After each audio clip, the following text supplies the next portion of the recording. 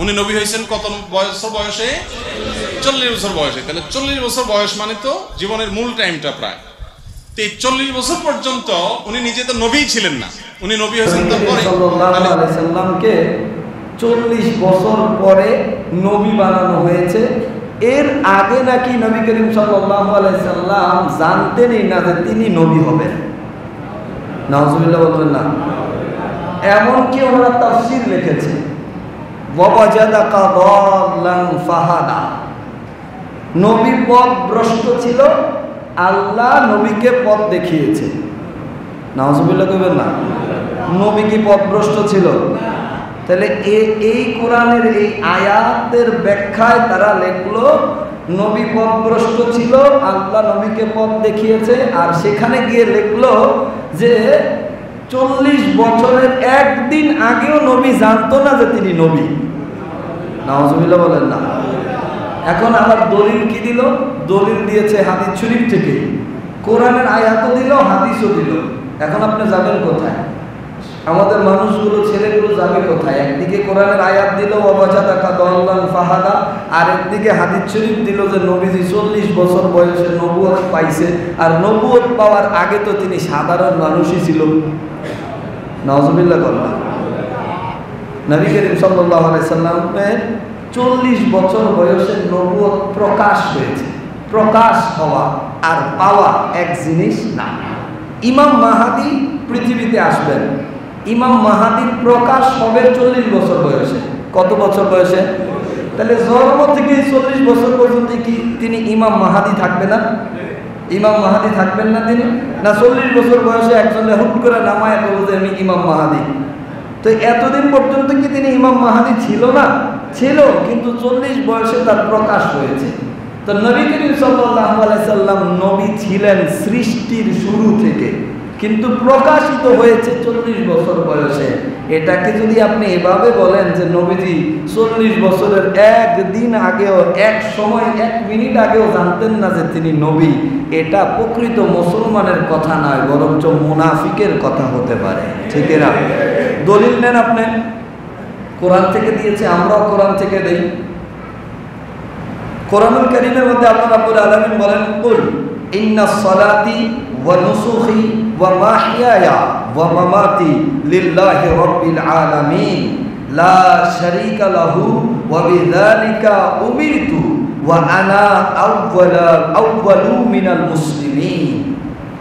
নবী করিম সাল্লাল্লাহু আলাইহি সাল্লামকে আল্লাহ বলেছেন, হে রাসূল আপনি বলেন, ইন্নাস সালাতি ওয়া নুসুকি ওয়া মাহইয়ায়া ওয়া মামাতি লিল্লাহি রাব্বিল আলামিন লা শারীকা লাহু ওয়া বিযালিকা উমিরতু।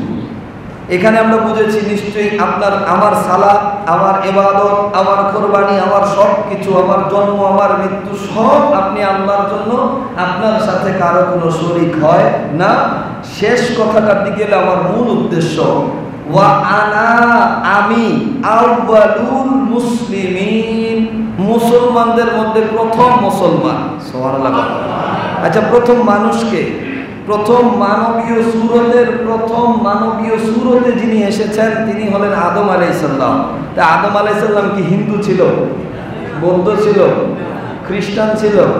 তাহলে আল্লাহর রাসূল যে বললেন আনা আউয়ালুল মুসলিমিন, আমি প্রথম মুসলমান, তাহলে ওই সময়ও আমাদের নবীজি ছিল কি ছিল না? যদি না থাকতো তাহলে কোরআনকে আপনি উল্টে দেন। কোরআন বলতেছে আনা আউয়ালুল মুসলিমিন, আল্লাহর রাসূল বলতেছেন আমি হলাম প্রথম মুসলমান। তাহলে প্রথম মানবীয় সুরতের প্রথম মানুষ হলো আদম আলাইহিস সালাম। নবী প্রথম মুসলমান হইল কেমনে? প্রথম তো আদম হওয়ার কথা ছিল। সুতরাং এই আয়াত প্রমাণ করে আদম আলাইহিস সালামের আগেও আমাদের রাসূল ছিল। ঠিক কি না? আরেকটা দলিল নেন, আল্লাহ রাব্বুল আলামিন সমস্ত নবীদেরকে নিয়ে একটা মাহফিল করলেন। ইজ আখাযাল্লাহু মিসাকান নাবিয়্যিনা লামা আতাইতুকুম মিন কিতাব ওয়াল হিকমা সুম্মা জাআকুম রাসূলুম মুসাদ্দিকুম লিমা মাআকুম। এরপরে আরো লম্বা আয়াত, আমি ওইদিকে যাচ্ছি না, শুধু রাসূল পর্যন্তই আমার উদ্দেশ্য, রাসূল পর্যন্তই আমার উদ্দেশ্য। আল্লাহ বলতেছেন ইজ আখাযাল্লাহু মিসাকান নাবিয়্যিনা, হে নবী আপনি স্মরণ করেন ওই সময়ের কথা। কোন সময়? মিসাকান নাবিয়িনা, যখন আল্লাহ সমস্ত নবীদের থেকে ওয়াদা নিয়েছেন, সমস্ত নবীদের থেকে ওয়াদা নিচ্ছেন কে? তাহলে সব নবীরা কি একসাথে পৃথিবীতে এসেছে? তাহলে ওয়াদাটা হচ্ছে কোথায়? রূহের জগতে। ওয়াদাটা হচ্ছে কোথায়? কোরআনের আয়াত, ইযা আখাযাল্লাহু মিসাকান নাবিয়িনা লামা আতাইতুকুম মিন কিতাব ওয়াল হিকমা, নিশ্চয়ই আমি তোমাদেরকে কিতাব দেব, হিকমত দেব, নবী বানাবো। সুম্মা জাআকুম রাসূল, অতঃপর আমার রাসূলকে পাঠাবো। সুবহানাল্লাহ। তাহলে তখন নবীজি ছিল কি ছিল না? যদি না থাকতো ওয়াদা নিল কার জন্য? এবার আসেন পৃথিবীর প্রথম সৃষ্টি কি? আমি বলছি না, আপনার যে যিনারা বলল এই কথা যে নবীজি 40 বছর আগে জানতোই না তিনি নবীজি, আর আল্লাহর রাসূল কি বলেন? বুখারী শরীফের হাদিস, তিরমিজি শরীফের হাদিস, বিভিন্ন হাদিসের গ্রন্থের মধ্যে সরাসরি এসেছে। ওয়ান আবি হুরায়রা রাদিয়াল্লাহু তাআলা আনহু قال قال رسول الله صلى الله عليه وسلم, হযরত আবু হুরায়রা রাদিয়াল্লাহু তাআলা আনহু থেকে বর্ণিত, তিনি বলেন قال رسول الله صلى الله عليه وسلم, রাসূল সাল্লাল্লাহু আলাইহি সাল্লাম বলেছেন, কুনতু আউওয়ালান নাবিয়িনা ফিল খালক, নিশ্চয়ই আমি সৃষ্টির দিক থেকে, কুনতু আউওয়ালান নাবিয়িনা ফি খালক, নিশ্চয়ই সৃষ্টির দিক থেকে আমি সমস্ত নবীদের পূর্বে সৃষ্টি হয়েছি। নবীজি বলতেছেন কুনতু আউওয়ালান নাবিয়িনা ফিল খালক ওয়া আখিরুহুম ফিল বাআথ, আর প্রেরণ হওয়ার দিক থেকে, পৃথিবীতে আসার দিক থেকে আমি সবার শেষে এসেছি। সুবহানাল্লাহ। তিরমিজি শরীফের 3609 নম্বর হাদিস, ওয়ান আবি হুরায়রা রাদিয়াল্লাহু তাআলা আনহু قال قال يا رسول الله, আল্লাহর রাসূলকে প্রশ্ন করা হচ্ছে, ইয়া রাসূলুল্লাহ মাতা ওয়াজাবাত লাকা নবুওয়াতা, আপনার জন্য কখন থেকে নবুয়ত ধার্য করা হয়েছে? মাতা ওয়াজাবাত লাকা নবুওয়া, কখন থেকে আপনাকে নবী বানানো হয়েছে? ক্বালা, রাসূল সাল্লাল্লাহু আলাইহি সাল্লাম বলেন, ওয়া আদামু বাইনার রূহি ওয়াল জাসাদ, যখন আদমের বডি আর রূহ এখনো পর্যন্ত একত্র হয় নাই, অর্থাৎ আদমের বডির মধ্যে যখন পর্যন্ত রূহ দেওয়া হয় নাই, তখনের আগেই আল্লাহ আমাকে নবী বানিয়ে দিয়েছে। আদম আলাইহিস সালামের রূহ কেমন ছিল এটার ব্যাপারে আরো ব্যাখ্যা রয়েছে। যখন আদম কাদা মাটির মধ্যে এখনো ধুল খাচ্ছে, এখনো বডিও বানানো হয় নাই, তখনও আমাদের নবী ছিলেন। সুবহানাল্লাহ। রেখেছেন কে? আল্লাহর যেভাবে প্রয়োজন হয়েছে আল্লাহ সেভাবে রেখেছেন, আল্লাহর ক্ষমতা। এজন্য মুস্তাদরাকের মধ্যে, বিভিন্ন riwayat-এর মধ্যে আরো অসংখ্য দলিল আছে, আমি দেব না। হযরত জাবের রাদিয়াল্লাহু তাআলা প্রশ্ন করেছিলেন, যেটা মাদারিজুন নবুওয়াত কিতাবের মধ্যেও পাবেন। আল্লাহর রাসূলকে প্রশ্ন করা হলো, ইয়া রাসূলুল্লাহ, আল্লাহ কোন জিনিস প্রথম সৃষ্টি করেছে? কোন সৃষ্টিটা আল্লাহ প্রথম সৃষ্টি করেছে? জাবের রাদিয়াল্লাহু তাআলার এই প্রশ্নের উত্তরে নবীজি বলতেছেন, আল্লাযী নাফসি বিয়াদিহি, যেই সত্তার হাতে আমার জীবন, ওই সত্তার কসম করে বলি, আল্লাহ আউয়ালু মা খালাকাল্লাহু নূরিহি, আল্লাহ সমস্ত সৃষ্টির পূর্বে প্রথম তোমার রাসূলের নূরকে সৃষ্টি করেছে। এখানে অনেকে বলেন নবীকে নূর থেকে সৃষ্টি করেছেন, না, নবী হলো প্রথম সৃষ্টি নূর, তার থেকে সমগ্র পৃথিবীর সৃষ্টি। সুবহানাল্লাহ। এরকম আরো অসংখ্য দলিল আছে। এখন আপনি দুনিয়াবি যত ব্যাখ্যাই করেন না কেন, সেটা আপনার মুনাফিকের পরিচয় ছাড়া অন্য কোনো কিছু বহন করবে না।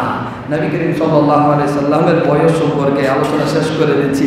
জিবরাইল আলাইহিস সালামের এক ঘটনা বিভিন্ন কিতাবে পাওয়া যায়। জিবরাইলও প্রশ্ন করেছিল, ইয়া রাসূলুল্লাহ, আপনার বয়স কত? আপনি কবে থেকে নবী? আপনার বয়স কত? নবীজি আবার জিবরাইলকে প্রশ্ন করেছে, জিবরাইল, ঠিক আছে আমারটা বলবো, আগে বলো তোমার বয়স কত? জিবরাইলকে প্রশ্ন করেছেন, বানানো কোনো ঘটনা না, রেফারেন্স একটা না, 27টা রেফারেন্স আছে আমার হাতে। এই জিবরাইল আলাইহিস সালাম এই প্রশ্নের উত্তর দিতে গিয়ে বলে, ইয়া রাসূলুল্লাহ, আমি তো জানি না, আমার বয়স কোনোদিন হিসাব করি নাই, তবে একটা হিসাব আমি রেখেছিলাম। বলে কি হিসাব রাখলাম? বলে আমি আরশের উপরে একটা তারকাকে দেখতাম, আরশের উপরে একটা তারকাকে দেখতাম, সেটা যখন জ্বলতো 70,000 বছর পর্যন্ত জ্বলে থাকতো, আবার চলে গেলে 70,000 বছর পর্যন্ত থাকতো থাকতো না, আবার জ্বলতো ৭০,০০০ বছর পর্যন্ত থাকতো। এইভাবে আমি ৭২,০০০ বার ওই তারকাকে দেখেছি। নবী করিম সাল্লাল্লাহু আলাইহি সাল্লাম বলে, জিবরাইল তুমি কি জানো ওই তারকাটার নাম কি? জিবরাইল বলে, ইয়া রাসূলুল্লাহ লা আদরি, আমি জানি না ওই তারকাটার নাম কি হবে। নবী করিম সাল্লাল্লাহু আলাইহি সাল্লাম বলেন, তোমার সত্তার রবের কসম, ওই তারকাটা আর কেউ নয়, বরঞ্চ ওই তারকাটাই আমি মুহাম্মদ ছিলাম। তাহলে তখন থেকে নবীকে আল্লাহ কিভাবে কখন রাখবেন সেটা নবীর আল্লাহর ইচ্ছা। আপনি আয়েশা বানাইছেন ৪০ বছর আগে নাকি নবী জানতোই না তিনি নবী ছিল। ৪০ বছরের নবুয়তের প্রকাশ হয়েছে, নবুয়তের ঘোষণা হয়েছে, মাইকিং হয়েছে, কিন্তু নবুয়ত আল্লাহর রাসূলকে দেওয়া হয়েছে সেই রূহের জগতে সমস্ত নবীদের আগে। সুবহানাল্লাহ।